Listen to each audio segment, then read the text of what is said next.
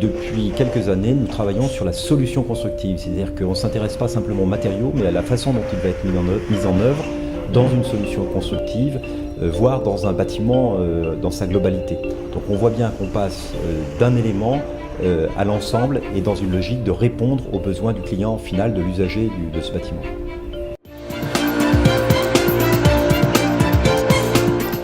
Je pense qu'en fait, on a cru longtemps que la technologie d'ailleurs, allait répondre à la performance. Ce qui est très vrai, la technologie peut répondre aux exigences de performance. Elle ne répond pas aux exigences d'usage. C'est-à-dire qu'on ne peut pas laisser un architecte travailler dans son coin et définir un ouvrage, et puis après un bureau d'études le découvrir, et puis une entreprise découvrir ce que va lui demander le bureau d'études. L'idée, c'est de montrer que des matériaux comme la paille, la terre, sont des matériaux contemporains et que nous pouvons avoir des rendus acceptables, des rendus même appréciables. Nous, on est très ouverts à tout ce qui est construction modulaire.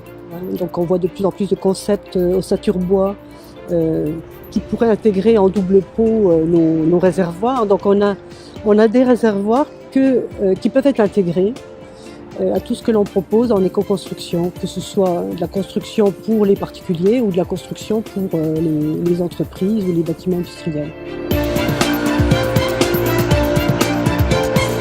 On a surtout une conception qui est beaucoup plus pointue, où on va avoir travaillé tous les détails en amont sous la forme de détails techniques très poussés, où on étudie avant avec les entreprises les façons de procéder et on anticipe tout, on n'attend pas d'être sur le chantier pour trouver des solutions. La solution intégrée est une des solutions parce qu'elle permet effectivement d'avoir une certaine maîtrise de certaines parties d'ouvrage. Je ne suis pas sûr que ce soit la solution qui marchera systématiquement parce que qui dit solution intégrée dit aussi une solution industrielle lourde. Le public n'est pas obligatoirement prêt à accueillir une solution industrielle systématique. Il y a aussi le droit au choix et on limite le droit au choix par cette méthodologie-là.